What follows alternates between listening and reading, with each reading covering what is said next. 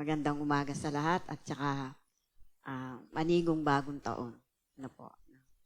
So, ang ating pong um, iisyan ko lang po yung sharing ko sa inyo. Ano po. Kasi ang topic po natin ay embracing newness in Christ. Ano po. Akin lang pong i-share ng konti, pahapyaw lang para magkaroon po tayo ng malalim na pananaw patungkol sa embracing newness in Christ. Ano po? Kasi po, bago kami na-born again ni Tatay Rolly, time na yon, tanda ko ay 1992. At doon kami na napasama sa pag-ibig sa Diyos, Catholic community. At kami ay naka-attend ng marriage encounter sa Cavite, Bagong Silang. Silang Cavite. At that time, ay puro couples ang nandun. At ang tawag po doon ay marriage encounter. Kasabayan namin na marami yung couples for Christ. So, sa pag-attend namin ng mali 3 days po yun, nang kami umattend doon, ay ang tawag nila doon, nang kami makatapos ng 3 days, ay renewed Christian. So, naiiba sa born again Christian. Kasi po, nung time na din yun, iba po yung paraan ng pag-take ng vows. Mag-take ka uli ng vows. Last day na ng aming pagtigil doon. Ay pupunta ka sa harap ng altar. May dala kang mga letter na ginawa mo within 3 days. Letter na kung ano yung relasyon ninyong mag-asawa ay ano ang nais mong hilingin sa Diyos. So, ganun yung paraan na ginawa at aming nagawa dahil naka-attend nga kami ng marriage encounter. At ito po yung altar, meron po ditong inilagay na banga na malaki. Yung banga na yon ay hindi siya masyadong malalim. Sa ibabaw, meron mga baga. So, yung mga letters na aming ginawa, bawat couple pupunta sa harap. Doon ilalagay. So, yun, tapos magte-take ka uli ng vow. Nung kami makagraduate doon, ay kami naman din yung nag-i-sponsor sa ibang couple. Doon namin dinadala. Yung aming Pasig Catholic community, na dito po siya nakaano sa Mandaluyong. Doon kami pumupunta. Ngayon, ang amin pong dinadaluhan na nangyari yon, uma-attend kami lagi sa Don Bosco sa Makati. At doon po kami uma-attend ng every Wednesday din. At yung aming nag-sponsor mismo sa amin ay tinanong kami ni Tatay Rolly kung ano ang gusto nyo na paggamit kayo sa Panginoon. So, si Tatay Rolly noon, bumili ng marakas. At siya ay habang kumakanta doon sa bahay, nagmamarakas. Ngayon, nung kami tanungin uli, nung nag-sponsor sa amin, ang sabi, saan nyo gustong magpagamit sa Panginoon? Di sinabi naman namin, Tita Nena, doon na lamang po sa music ang gusto namin. Sige. Kasi siya nasa music din, nag-organ. Tapos yung asawa naman niya, hindi ko alam kung ano tawag doon yung ginaganon, tring, gumaganon. Ayun. Pagka kami nagpe-prayer meeting doon, yun ang ginagamit. So, siya napunta sa pagtugtog ng marakas, sinasabayan niya. Ako naman napunta sa choir. dun sa mga nag-umaawit. So, yon. Sinasariwa ko lang dahil dito sa teaching na ito, embracing newness in Christ. Dahil kasi nakita ko na ibang-iba dahil ito ay nasa banal na kasulatan. So, ang ating pong topic ay, yan, embracing newness in Christ. Therefore, if anyone is in Christ, he is a new creation. The old has gone, the new has come. 2 Corinthians chapter 5, verse 17. So, ngayon kasi ay New Year. So, yung nakalipas nating taon ay patuloy lang natin na alalahanin o bulay-bulayin doon sa taon na nakaraan, 2024. 2025 na ngayon. So, ang sabi nga dyan ay sa Catholic, ang sinasabi nila ay ano ba yung, may tawag doon ano ba yung New Year's resolution na gusto mong gawin ngayon, nitong bagong taon. So sa atin, naiiba dahil bakit? Embracing newness in Christ ay patuloy lang nating alalahanin na sa pamamagitan ng salita ng Diyos ay mamumulat ka sa katotohanan na ang katotohanan ng salita ng Diyos ay siya yung nagbibigay pala sa tao para siya ay maging matalino sa pagdesisyon, sa pananalita at sa ating mga gawa. Pero paano natin yon magagawa? Siyempre, ang number 1 na 5 key points, embracing identity in Christ. Number 1 is embracing identity. Number 2 is letting go. Number 3 is renewed mindset. Walking in freedom. And number 5 is gratitude. So, dito po, sa embracing identity, yung ating pagkakakilanlan kay Jesus Christ. Ano po? Ang sabi po dyan, understanding identity in Christ means recognizing yourself as number 1. Ito po ay ilan lamang, ano po, doon sa para ma-recognize yung ating sarili. Ang number 1 is accepted that you are chosen and adopted into God's family. Ephesians chapter 1, verse 5 hanggang 6. Ano po? Accepted that you are chosen and adopted into God's family. So, ito po yung nasa Efeso chapter 1, verse 5 and 6. Tayo itinalaga sa pagkupkop upang maging kanyang mga anak sa pamamagitan ni Hesus Kristo, ayon sa kabutihan na niyang kalooban. So, pag ating tinanggap si Jesus sa ating buhay, hindi ito isang bagay na hindi mo pwedeng ipagwalang bahala. Kasi tinanggap mo na siya niyakap mo na siya. Pero hindi dapat na kalimutan yung ginawa mong pagtanggap. Yung ginawa mo para ikaw ay makalapit kay Jesus.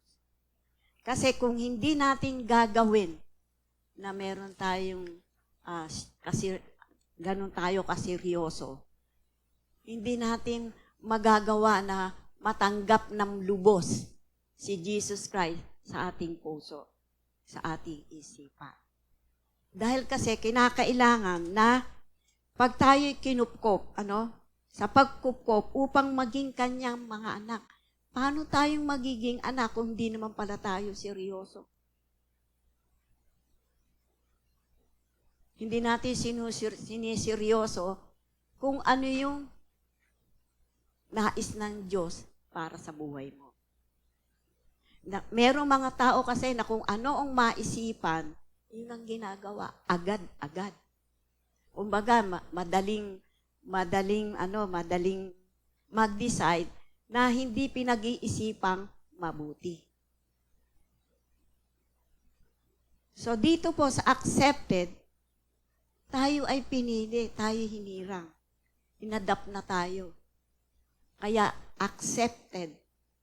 Tanggap tayo, tinanggap tayo. Kaya ano ang dapat din nating gawin?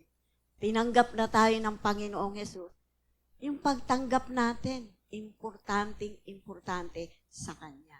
Dahil kasi, dito makikita ng Diyos kung paano mo siya tinanggap sa buhay mo. Mananatili ka ba sa kasalanan na narito sa mundong to? Di ba hindi? Dahil bakit? Tinanggap ko na, niyakap ko na si Jesus. In-embrace ko na siya. Maging seryoso ang bawat mananampalataya. Ito'y paalala lamang dahil kasi New Year. Alalahanin natin kung para sa akin, ano po, doon sa senior ko kanina, para sa akin, ito yung buong puso kong natanggap sa sarili ko. Kung ako noon, iba na ngayon. Ano po? Ang unang-unang sa pagkakaintindi ko po doon sa 2 Corinthians 5:17 ay ang sabi diyan ay ang sino mang tumanggap, ano po? Sabi diyan, ang sino mang ay na kay Kristo siya'y bagong nilalang. So, bagong na akong nilalang. Hindi ko nagagawin na magsinungaling. Hindi ko nagagawin na magtampo. Kasi sa buhay natin, bawat tao, meron talagang pag-uugali. Merong nababago, merong hindi mabago. Hindi makalaya. So, dapat nating isiping mabuti dahil kasi embracing newness kay Kristo, ito ay nangangailangan ng pagiging seryoso ka sa buhay mo. Kasi kung hindi ka magseseryoso, hindi mo mapipil yung kalapitan mo sa buhay natin. Hindi mo mapipil yung kalapitan mo sa Kanya. Lalo-lalo na sa, sabihin ko na po na, nung ako'y Catholic, bira lang akong manalangin. But now, lagi po ako nagpe-pray. Naging prayerful ako. At yung pagiging prayerful ko na yon ay ang dami-daming blessing at ang dami-daming helps, tulong ng Diyos sa aking buhay at sa aking family.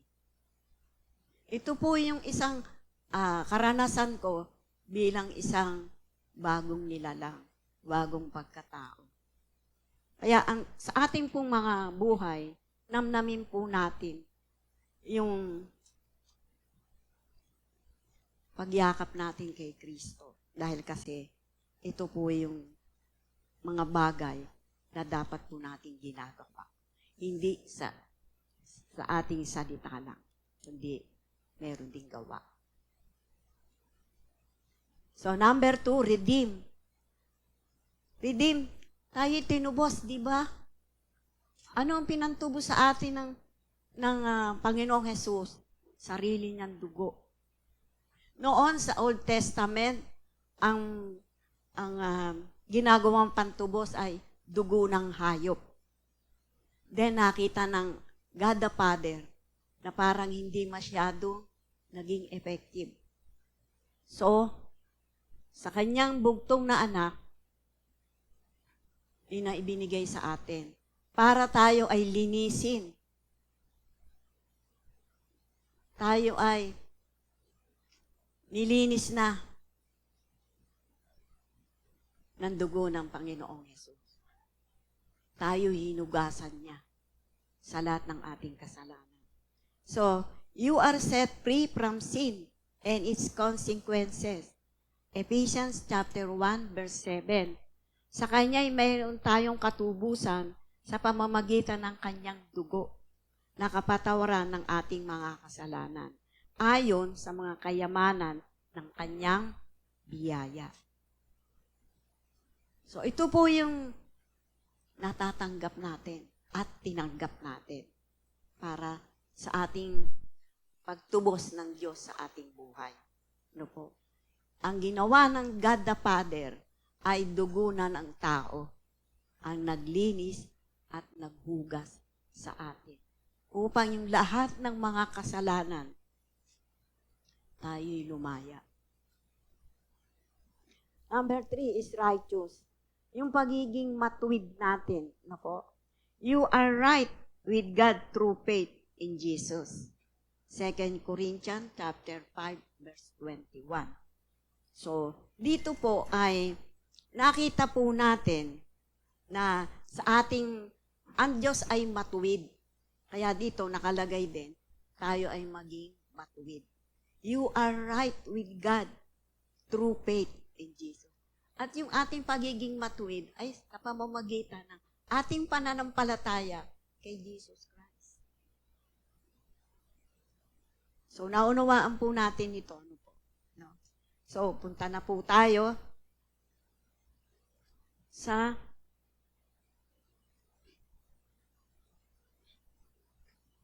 ang sabi po dyan ay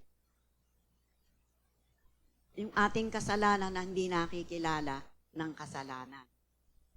Pero ang sabi ko nga po, yung atin pong kasalanan na ginawa at nagagawa ay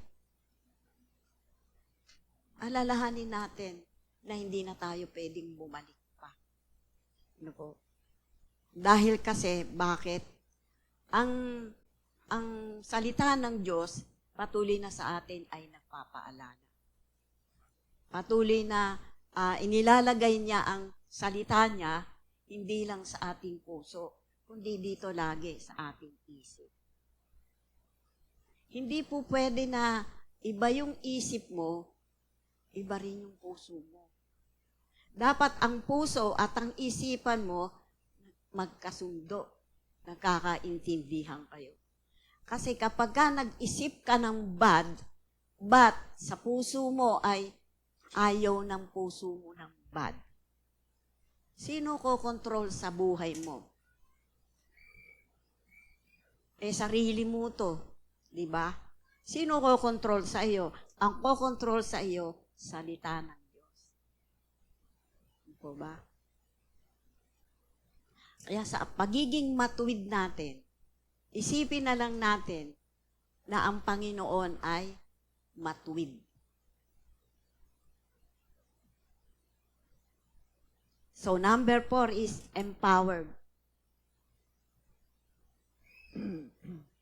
You have the Holy Spirit within you. Sabi diyan, ngunit tatanggap kayo ng kapangyarihan pagbaba sa inyo ng Espiritu Santo.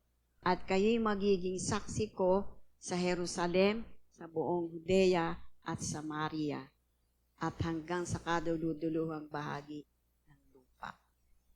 Ito po yung nakalagay sa empowered tayo ng Holy Spirit. Kasi ito yung pinangako ng Panginoong Hesus bago siya umakyat sa heaven. Ay, meron akong ibibigay sa inyo at huwag kayong malungkot. Dahil ang ibibigay ko sa inyo ay makakasama niyo. At yun ay ang Holy Spirit. Sandali lang. Pinaalalahanan ako. Let us pray muna. Sige. Heavenly Father, we praise and thank you po sa umagang to. Narito ako, Panginoon, nagpapatotoo, naghahayag na salita mo. Hayaan mo nga po, Panginoon, na ang nilalaman nito pong mensaheng ito na kami isa ng bagong nilalang ay patuloy, Panginoon, naming alalahanin ang kabutihang ginawa mo para sa amin. Sa biyaya ng kaligtasan na binigay mo para sa amin. Hayaan mo, Lord, sa lahat ng naririto, bukas ang puso't isipan at ang dalawang tainga na ito'y napapakinggan, naririnig, at patuloy na ito po, O Diyos, ay magrema sa bawat mga buhay na naririto. Hayaan mo nga po, Panginoon, na sa turong ito at aral, Panginoon, ay unawain ng bawat isa po sa amin at sariwain yung pong pagtanggap namin na ginawa namin at niyakap ka namin at niyakap mo kami. Thank you po, Lord, na ikaw po yung Diyos na patuloy nagbibigay po sa amin ng pag-asa, buhay at lakas sa araw-araw sa aming pong buhay. Thank you po. Bless mo po ang aral at turong ito na ito po'y patuloy magre-rema sa aming pong mga buhay. Ikaw po, O Holy Spirit, ang siyang patuloy na nagtuturo at tumutulong para bigyang buhay, bigyan ng kapangyarihan ang ito pong aral na ito. At turo patungkol, Panginoon, how to embrace newness in Christ. Thank you po, Father God, in Jesus' name. Amen. Dito na po tayo sa number 5, an heir. Sabi diyan, you have eternal inheritance in Christ. At kung mga anak ay mga tagapagmana na, mga tagapagmana na ito ng Diyos. At mga kasamang tagapagmana ni Kristo. Kung tunay ngang nagtitiis tayong kasama niya, upang tayo'y luwalhatiin namang kasama niya. Romans 8:17. Kung mga anak ay mga tagapagmana na, tayo'y tagapagmana din ng Diyos at mga kasamang tagapagmana ni Kristo. Na tunay ngang nagtitiis tayong kasama niya upang tayo luwalhatiin namang kasama niya. So, ito po yung understanding identity in Christ.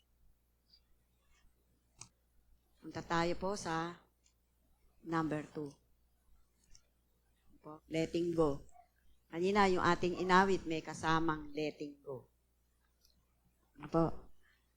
Paano mag-let go sa lumang buhay ayon sa Biblia? So, ang old life ay ang dating pagkatao natin na puno ng kasalanan, maling pananaw, at makamundong pamumuhay. So, bakit makamundong pamumuhay, maling pananaw, at kasalanan? Dahil kasi, binabanggit dito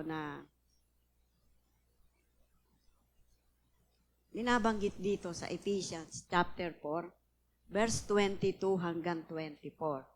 Ang sabi po diyan, iwan ninyo ang dating paraan na pamumuhay. Yan po. Ang dating pagkatao na pinasama sa pamamagitan ng mapandayang pagnanasa. Ephesians chapter 4:23, magbago na kayo ng diwa at pag-iisip. So ito yung nasusulat sa Ephesians 4:22 hanggang 24. At doon sa Efeso 4:24, at ang dapat makita sa inyo'y ang bagong pagkatao na nilikhang kalarawan ng Diyos, kalarawan ng kanyang katwiran at kabanalan. So, sa ating pong, dito po, sa letting go, paano ba tayo magbagong buhay? Yung luma dapat ay hindi na natin ginagawa. Ito ay bumabase yung sa ating behavior. Behavior sa mga bagay na naririto na kasama natin sa mundo ito. Behavior sa loob ng bahay, sa labas ng bahay, sa mga friends, sa mga trabaho, sa mga kapitbahay. Paano ba? Paano ba yung ating ginawa na pagbabagong buhay? May mga bagay na pag-uugali natin na hindi mawawala sa mga kapitbahay. Ang anak, yung asawang lalaki, yung babae, kanya-kanyang lipat ng bahay, para magmarites. So, isang ano lang po yon na hindi na dapat na mabago natin. Kung dati tayo ay marites, huwag na tayong magmarites. Kung tayo ay sugarol, huwag na tayong magsugal. At kung tayo ay manginginom, minom tayo kasi hindi naman bawal ang alak. Kasi nasa Bible din ang pag-inom ng alak. Pero konti lang. Hindi yung uupo ka, marami kayo, sky is the limit, yung iinumin mo. So, anong mangyayari? Ikaw ay malalasing. So, hindi ka looban ng Diyos na tayo magpakalango sa alak. Pwede tayong uminom kasi nasa Bible din yun eh. Yung pwede kang uminom ng alak. Pero iyon ay konti lang. Isang kupitang maliit lang. So,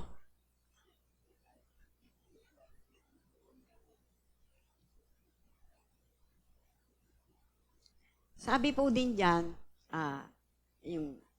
yung paraan ng ating pamumuhay, kung tayo ay basagulero, hindi na natin gagawin yun. War freak tayo. Sa mga kapitbahay, sa mga kaibigan. Kumbaga, para kang nanghihina pagka hindi ka nakikipag-away. At nanghihina ka pag hindi ka nakakapag-chismis. So, yun yung kinakailangan na iwan natin. Yung paraan na yon ng pamumuhay na binabago. Kasi bago tayo. Nasa new life tayo. So, yung luma na masama at pangit ay hindi na natin gagawin. Kasi, yung ating sinasabi dito, sa verse 23, magbago na kayo ng diwa at pag-iisip. So, kailangan baguhin natin kung dati tayo ay makasarili, kung dati tayo ay inggitero, hindi na tayo ganon. Kung dati tayo ay sinungaling, hindi tayo magsisinungaling dahil nakalagay sa Bible, liars go to hell.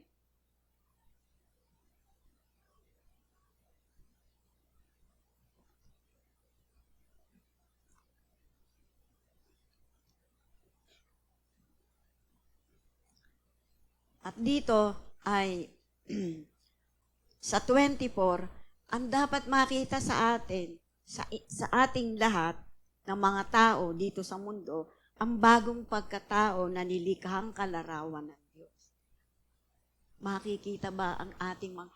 Pero sabi nga, ang pagbabago ba ng pagbabagong buhay ba natin kay Kristo, kinakailangan magbago yung ating anyo, mukha. Hindi po yun Hindi babaguhin ng Diyos yung ating mga mukha. Kasi iyan na yan. No? Kaloob na ng Diyos sa atin yung ating mga anyo, yung ating mga mukha. Ang gustong mabago ng Diyos sa atin, yung ating puso, yung panloob. At ganun din yung ating isipan. So, sabi dyan, number 2, paghingi ng tulong sa Diyos. Ang letting go ay hindi kayang gawing mag-isa. Kailangan natin ang kapangyarihan ng banal na Espiritu upang talikuran ang ating mga maling nakasanayan na. So,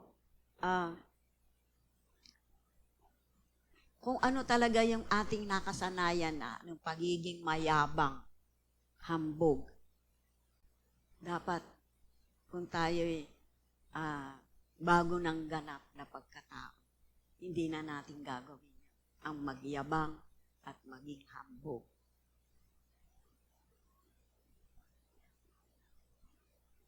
Ano po? So, dito po sa ating buhay bilang isang Kristiyanong tunay, ano po, ay kung halimbawa tayo'y hot-tempered, madaling magalit, konting bagay lang pag pinitik kang gano'n, sa pamamagitan ng salita, maiiba na yung ego ng mukha mo. At gano'n din yung pananalitang binibitiwan. So, ano ang tutulong sa'yo dito? The Holy Spirit. Ano ang dapat itulong sa atin ng Holy Spirit? Self-control, yung kanyang bunga. Pagpipigil sa sarili, yung bunga ng Holy Spirit to empower us. Kasama yan sa ating buhay. Siya yung magpapaalala sa atin, hindi mo dapat sinabi yon, bad. Hindi mo dapat ginawa yan, mali. Diba? So, ang tulong ng Holy Spirit sa atin ay para tayo paalalahanan. Sabihin sa atin, ba't mo ginagawa yan? Mali yan. Bad yan. Kasalanan yan. Alam po ninyo, the best, na kapag tayo nakapagbitaw agad ng salita, na hindi muna natin naisip. Dahil kasi bakit? Galit na galit ka na eh.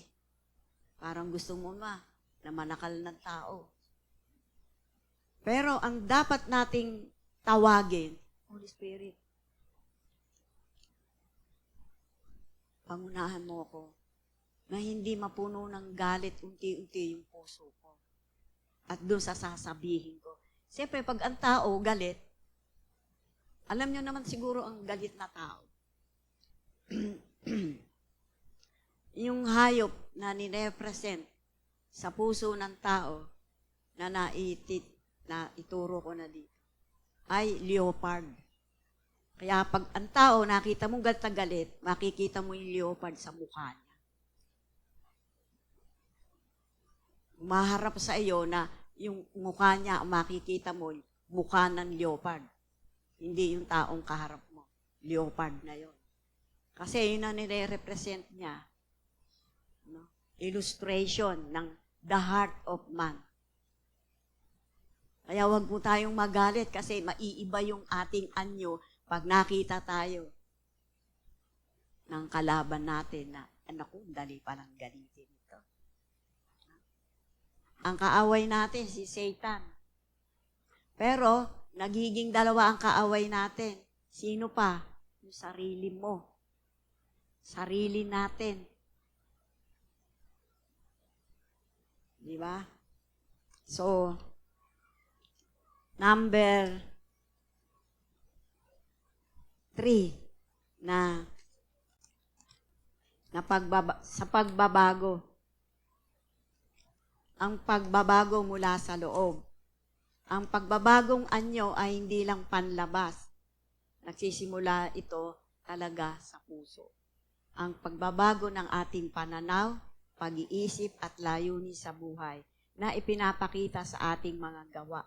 Sa Galatians chapter 2, verse 20. Anong sinabi dito ni Pablo? Na ako'y napako na sa krus at hindi na ako ang nabubuhay sa akin.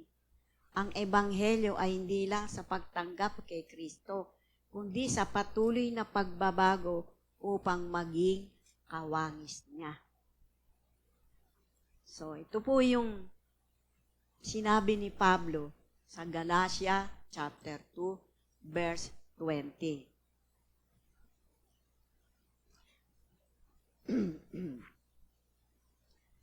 ating pong mga buhay, isipin natin na hindi na ako dapat na magkasala.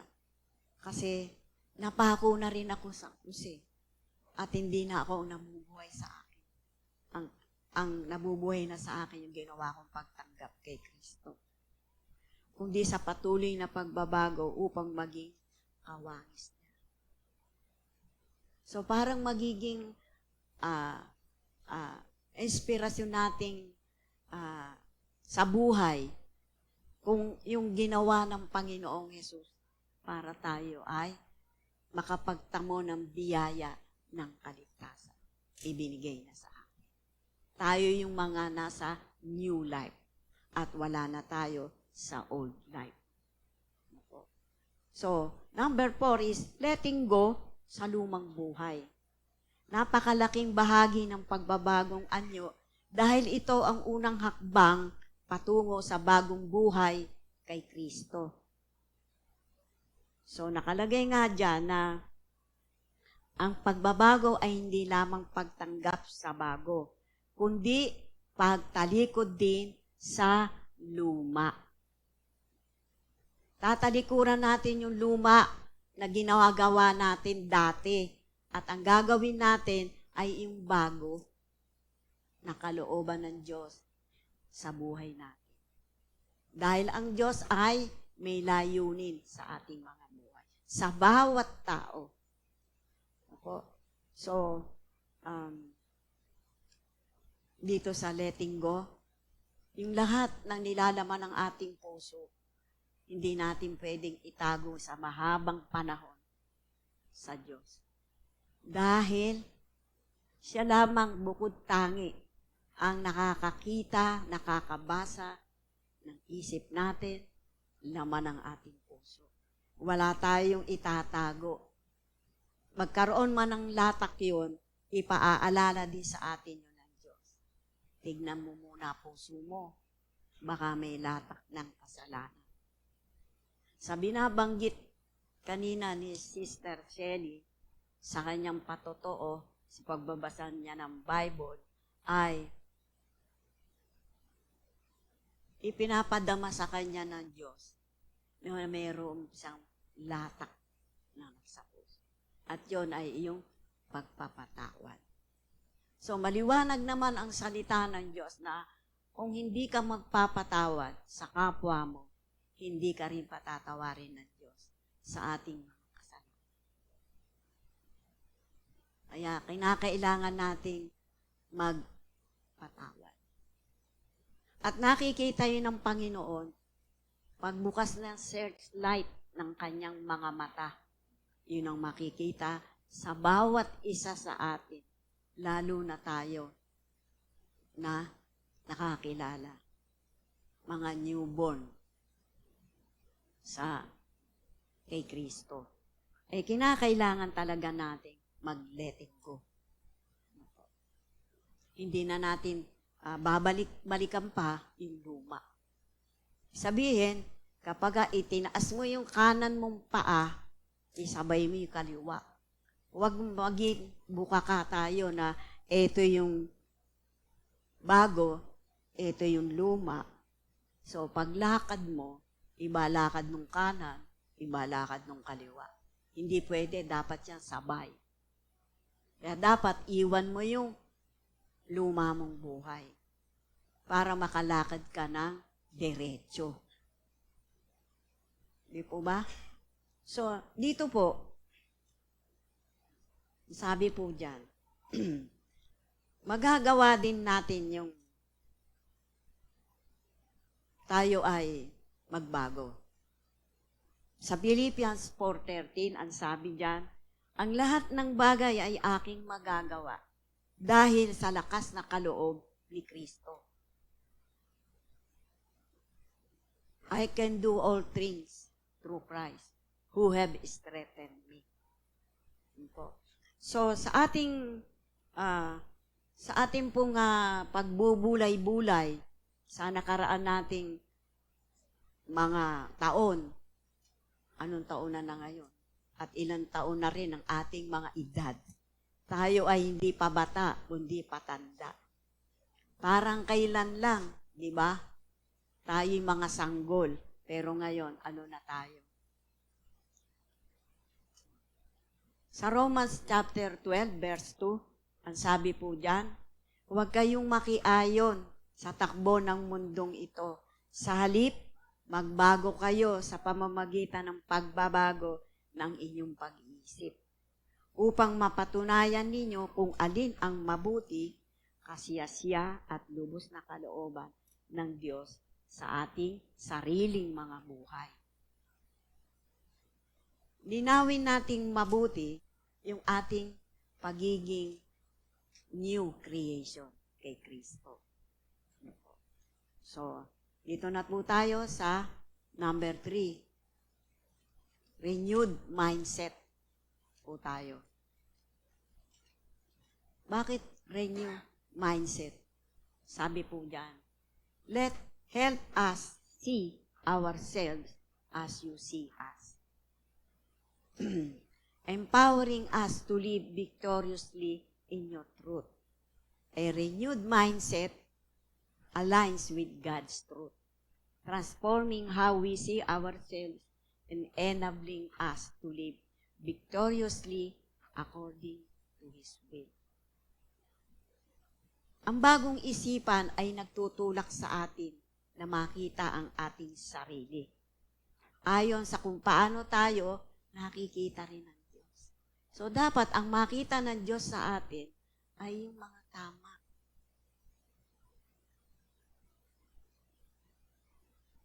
Hindi tayo gagawa ng mali. Dahil kapag tayo gumagawa ng mali, nakikita rin tayo ng Diyos. Sasabihin mo sa sarili mo na, walang naman na nakakaalam eh. Wala naman nakakakita sa akin. No, nakikita tayo ng Diyos.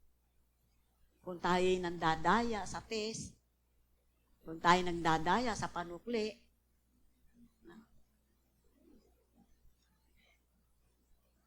kung tayo nandadaya sa ating mga kapwa, dinadaya natin ang ating kapwa sa pamamagitan ng Number 1, pagtataksil.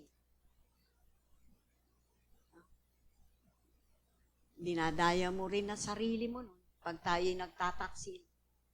Dahil bakit? Lahat ng mga ginagawa talaga ng tao, hindi tayo makakaligtas sa paningin ng Diyos. Tandaan lang po natin na kung ano ang ating tinanim, siya rin dating aanihin. Huwag tayong magtanim ng masama para hindi tayo umani ng masama. Ang itanim natin ay mabuti para ang anihin natin ay mabuti rin. At ang nagbibigay nun, walang iba, kundi ang Panginoon. Pag tayo gumawa ng mali, masama, may matatanggap ba tayo? Kasi pag tayo gumawa ng tama at mabuti, may tatanggapin tayo blessing. Di po ba? Nasa sa atin din pong mga tao kung papaano po tayo nagre-react dito sa pagre-renew ng ating mindset.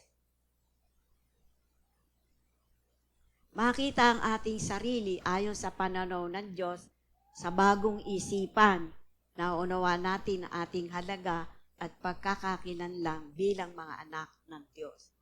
Binabanggit sa 1 Pedro chapter 2 verse 9, ang sabi po diyan, ngunit kayo isang lahing hinirang, mga saserdote ng hari, isang bansang nakatalaga sa Diyos.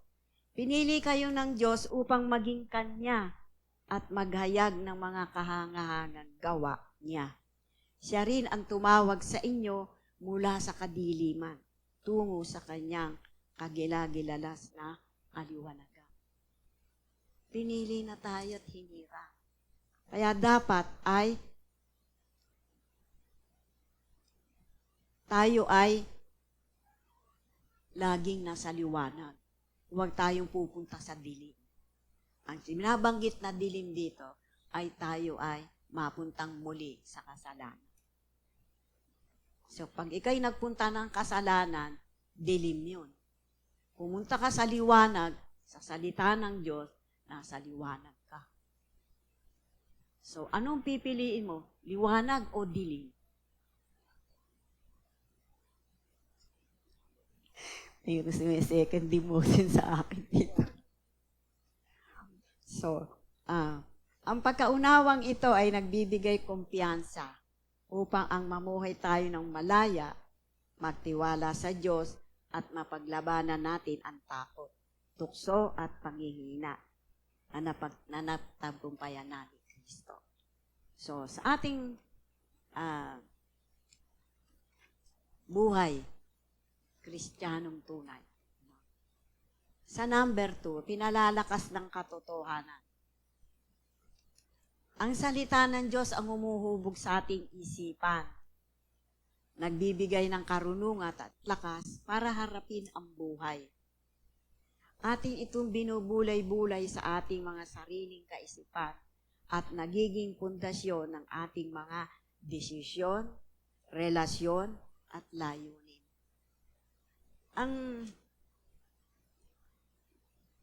Ang salita ng Diyos talaga ay nagbibigay ng katotohanan na kung saan ay dapat tayong lubos na magtiwala sa salita ng Diyos. Dahil ito ang nagbibigay sa atin para tayo lumakas, para tayo ay mabuhay, para tayo ay magtiwala sa Diyos. Kasi napakahalaga yung may tiwala ka sa Diyos. Sabihin nga ng isa, wala akong tiwala sa iyo pero sa Diyos ako may tiwala. Kasi pag ikay utang ng utang at di ka naman nagbabayad, mangangako ka ulit, sige babayaran kita sa ganong takdang panahon. Pero dumating yon, di man nagbayad, siyempre, magkakaroon kayo ng argument. Wala akong tiwala sa iyo sa pangako mo na hindi mo naman tinutupad. Pero may tiwala ako sa Diyos na buhay. Kung halimbawa, sa inyong pag-uusap, iba yung kanyang sasabihin, isasagot sa iyo. Magiging problema po natin, yung pong ating inanghahawakang kalakasan sa katotohanan ng salita ng Diyos. So, hindi naman din natin masisisi kung wala talagang ibabayan. Hindi natin pwede pilitin. So, nandun pa rin yung tayo ay magpasensya. Kinakailangan doon ng patience. Yun ay bunga rin ng banal na Espiritu. So, dito po sa buhay natin, sa pagiging new life, ang Holy Spirit ang siya nating kaagapay dito. Kasi, nanamnamin natin dito ay yung bunga. Yung bunga, hindi yung gift. Only the fruit of the Holy Spirit. Binabanggit dyan na ang salita ng Diyos ay isang tanglaw na sa atin ay patnubay. Liwanag na tumatanglaw sa dandas kong daraanan. Psalms 119, verse 105. Importante ang salita kasi ito yung nagpapalakas sa atin bilang new life kay Kristo. Kasi kung wala yung salita ng katotohanan, are you sure na nasa bagong buhay ba tayo? O nasa luma? Ito. So, kapag nandito na sa atin yung tanglaw, yung salita ng Diyos, dapat iingatan natin yon sa ating puso, sa ating buhay. Ang sabi sa Psalms 119, verse 11, iingatan ko ang iyong salita sa aking puso upang huwag akong magkasala laban sa iyo. Kapag ayan ng tukso, etong banggitin mo paulit-ulit. Psalm 119, verse 11. iingatan ko ang iyong salita sa aking puso upang huwag akong magkasala laban sa iyo. Kasi yung iba na walang alam talaga sa katotohanan ng salita ng Diyos, hindi ito mapagtatagumpayan ng tunay na Kristiyano. Halimbawa, merong mga bagay na nakakapukaw sa ating mga mata. Iisipin natin sa ating sarili na sana ako na lamang ang partner niya. So tayo'y nag-iisip ng iba. No? Itong banggitin natin, na po, ito po yung isang spiritual na warfare para hindi po tayo ma-attract sa pamamagitan ng ating paningin sa mga bagay na pagnanasa. No po? Iingatan ko ang iyong salita, Panginoon, dito sa aking puso upang huwag akong magkasala laban sa iyo.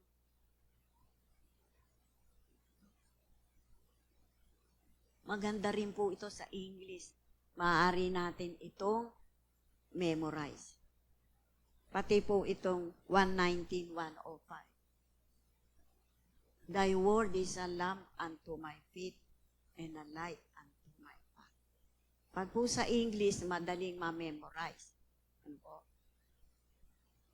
So, dito po, pinapaalala po lagi dito sa atin, no? Sa Joshua chapter 1 verse 8, ano yung dapat nating laging binabasa? Hindi comics, hindi liwayway. Yan yung mga binabasa nung lumang panahon na nakaraan. No?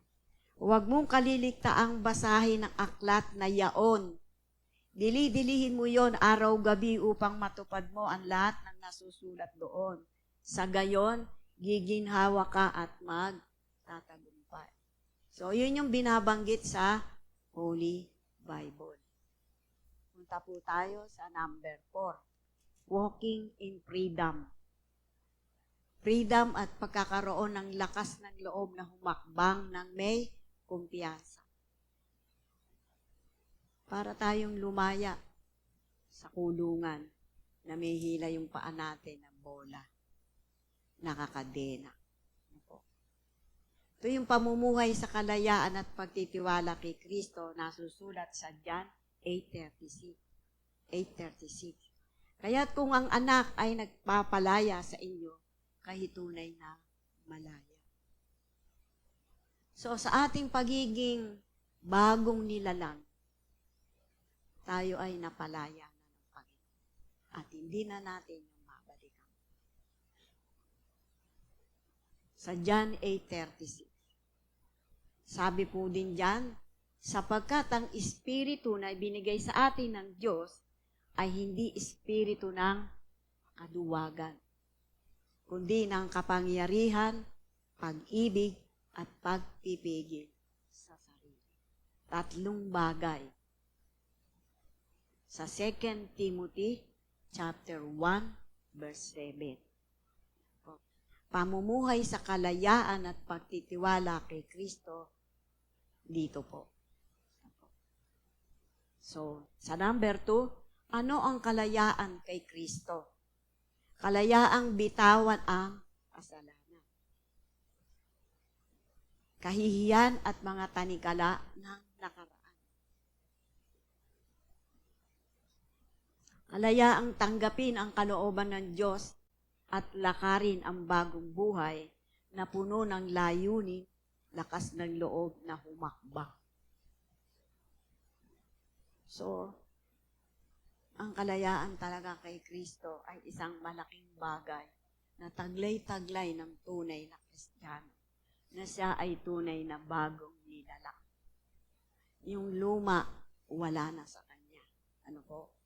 So, ang pagpapala at pangako ng Diyos sa atin ay patuloy lang nating alalahanin na kasama natin ang Diyos sa bawat hakbang. Isaiah 41 verse 10. Binabanggit dito na Ako isa sa inyo, huwag kayong matakot. Ako ang iyong Diyos, di ka dapat mangamba kanino man. Palalakasin kita at tutulungan, iingatan at ililigtas. May awit nito eh. Kasama natin ng Diyos, hindi mangangamba. Di ba may awit na gano'n? So, sa number 2, pag-alis sa takot. Palitan ang pag-aalinlangan ng pananampalataya at pagtitiwala sa plano ng Diyos. Sa ating buhay, anong pwede nating gawin? Manalangin. Hindi po pwede na tinanggap mo nga ang Panginoong Yesus at isa ka ng bagong nilalang. Pero hindi ka naman pala nananalangin. Ano kaya yun? No? Di ba? Ba't hindi tayo magpe-pray? Ba't hindi natin kinakausap ang Diyos sa ating buhay? Bakit tayo walang imik?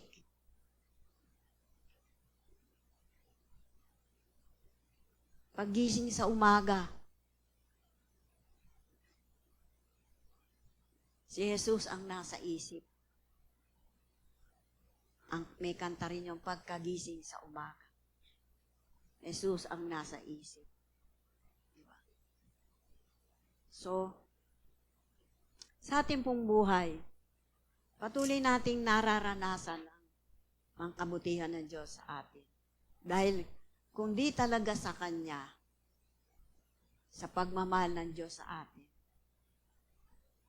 binigay niya talaga yung anak niya para lang sa atin.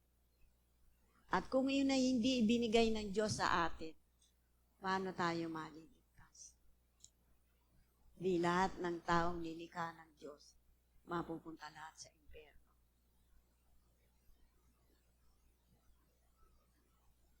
Pero dito, nakalagay, ako isa sa inyo, huwag kayong matakot. Ako ang iyong Diyos, di ka dapat mangamba kanino man. Palalakasin kita at tutulungan, iingatan at ililigtas. So, ganon mangako ang Diyos sa ating buhay. So, kailangan hindi tayo takot. Hindi tayo dapat matakot. Kasi, kasama natin ang Diyos. Number 3, pag-alis sa takot. No? Ito yung sinabi ko na po dito kanina, palitan ang pag-aalinlangan ng pananampalataya. So, yung faith natin, kinakailangan laging lumalago, palago ng palago. At ganun din yung pagtitiwala.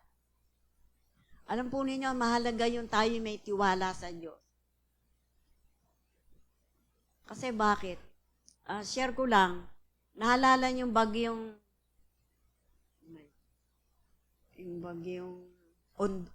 Ondoy ba yun? Ondoy? Ang bagyong Ondoy noon ay biglang buhos ang tubig. Yung isa naming customer na Faith Academy, siya yung purchaser eh. Senior na niya sa akin kung paano siya nakaligtas. Muntik na siyang mahulog sa imbornal na ka-open. Ano po? Ang ginawa lang niya ay namaybay siya sa bangketa. Pero nang makita niya na parang lulubog yung isang paa niya, hindi niya itinuloy na ilubog. Kasi pag inilubog niya, diretso na siya sa imbornal. Sabi niya sa akin, naku, mabuti na lamang po na hindi ko na ihakbang pa yung isa kong paa. Kung hindi, hulog po ako sa imbornal. Alam niyo kung saan po siya nangunyapit hanggang nakarating siya ng Robinson? Dito siya galing sa Faith Academy . Naglakad lang siya kasi walang masakyan. Inakyat niya, nanghihina na siya tsaka nanginginig sa lamig. Purchaser siya sa Faith Academy. Alam din niyo po, nung time na yon, sinabihan ako nung dalawa kong anak, sabi, Nanay, kailangan natin lumipat na ng Mercedes. Sabi ko, ha? Bakit? Sabi, tumataas yung upa sabi niya sa akin. Teka muna, hindi pwedeng basta-basta na lang tayo lilipat. kailangan ipag-pray muna natin kay Lord. So, nung ipag-pray ko po yung kay Lord, sinabi ko talaga sa Kanya na, Panginoon, sa sinabi po ng dalawa kong anak sa akin na kami lilipat doon. Pero hindi ko pwedeng iwan ang church dito. Anong gagawin ko? Tulungan mo ko. Alam po ninyo, ang inilagay ng Lord sa isip ko kung ano, Proverbs chapter, yung trust in the Lord with all your heart and lean not with your own understanding. Yung pong binigay sa akin ng Lord na nasa Bible. Magtiwala ka sa akin. So, hindi po kami lumipat. Sabi ko sa mga anak ko, teka muna, pagpe-pray natin. Biglang dumating nga yung bagyong Ondoy. At yung bagyong Ondoy na yon, rumaragasa, damay ang Mercedes. Alam niyo po ba ang tubig sa Mercedes noon? Ganito. Ang bangka, sa bangka ka sasakay. Yung dalawa kong anak, nandito lahat sa kanyugan. Pero dito, ang tubig, nandito lang sa paa, nakapasok dito. Doon din sa amin, nasa binti. Pero ang daling, nawala, napalis.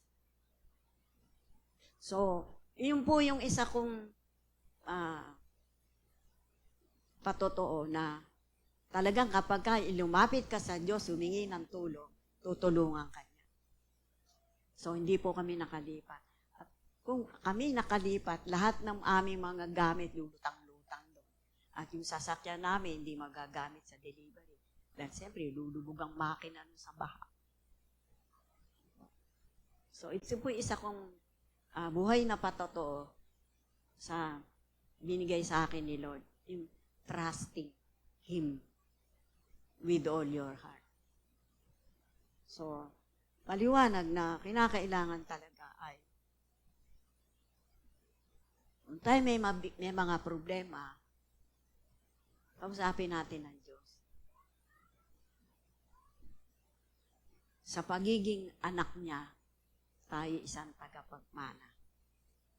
Tayo isa ng matuwid dahil tayo tinumusta. Tayo tinanggap niya, niyakap niya. Kailangan yakapin din natin si Kristo. So, dito naman tayo sa pasasalamat, gratitude. Ang gratitude ay pasasalamat. Sabi diyan,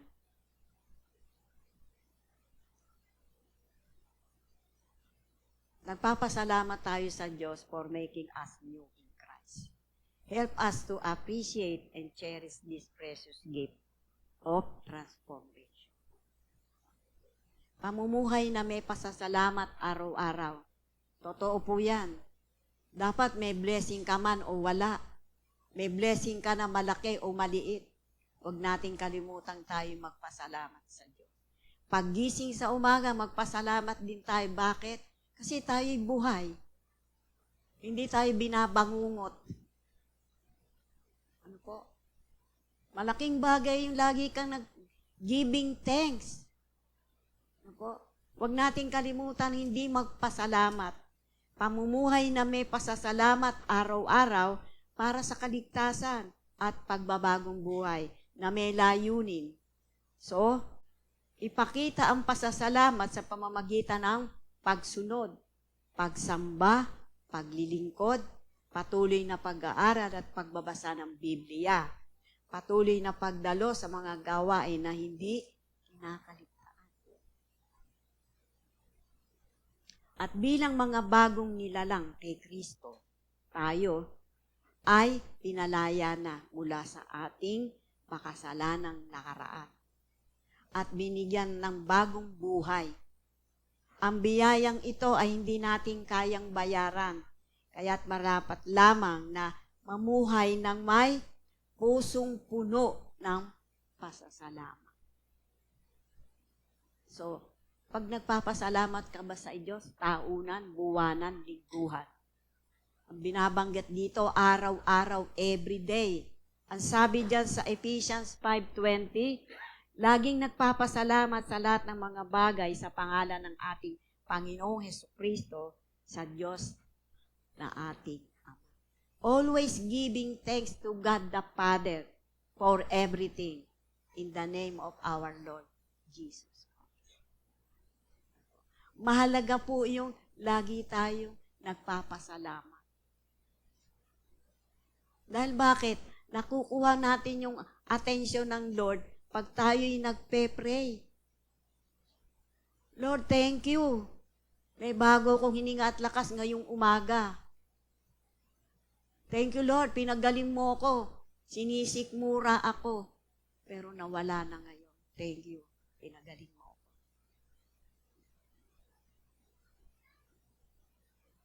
So, ito yung isang pasasalamat sa ating Diyos na nakikita niya tayo, naririnig niya tayo. Kung paano tayo mamuhay bilang isang bagong nilalang, na tunay na nilalang. Seryoso ang Diyos sa pagtubos niya sa ating mga buhay. Kaya dapat seryosohin din natin kung paano tayo makapamuhay na taglay ang kanyang salita. At huwag kaligtaan. Huwag nating kaligtaan ng mga pagtitipong ganito. Ano po? Sabi diyan sa Hebrew 10:25, huwag kaligtaan ang pagdalo sa ating mga pagtitipon, gaya ng ginawa ng ilan, kundi palakasin ang loob ng isa't isa. Lalo na ngayong nakikita nating nalalapit na ang pagdating ng Panginoon. So tayo ditong lahat na bagong nilalang kay Kristo, huwag nating kaligtaan. Unahin natin ang Diyos sa ating buhay. Put God first. Ang sabi nga, at ang lahat ng bagay ay mayroong katagumpayan. Para tayo makapamuhay sa magandang plano at layunin ng Diyos sa atin. At patuloy lamang natin sariwaing lagi yung ating first love. Walang iba kundi si Jesus Christ.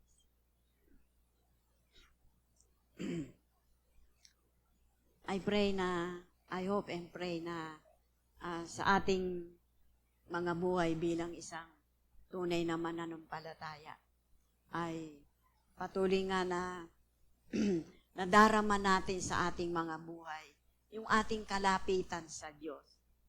Malapit tayo sa Diyos. Tayo palagi nangungusap sa Kanya. At siya naman din ay ganun din sa atin. Maramdaman natin sa ating mga buhay na ang Diyos ay nangungusap sa atin. Nandyan lamang siya, malapit sa atin. Kailan ka patatawag sa Diyos? Lingguhan, buwanan, taunan. Huwag nating ipagmalaki na I am a new creation, pero hindi makita sa ating gawa. Hindi makita kung paano tayo manalita. So, kapag sinabing a new creation, hindi tayo makakapanakit ng salita para sa ating kapatiran. Sige po.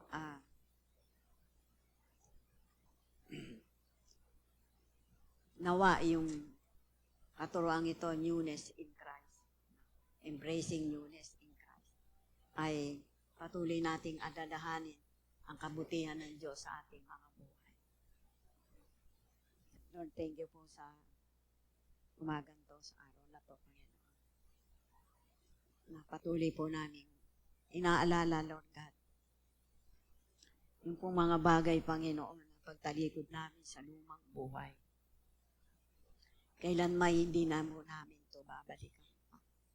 Dahil kami ay bagong nilalang. Sa iyo pong mananarapan. Kaya hayaan mo po, Panginoon, na sa amin po, Lord God, na narinig Patuloy na magrema po ito sa puso ng bawat isa. Na patuloy sa riwain, alalahanin, ang lahat, Panginoon, kung paano kami, O Diyos, na naging isang bagong nilalang, bagong nilikha. Maraming pong salamat.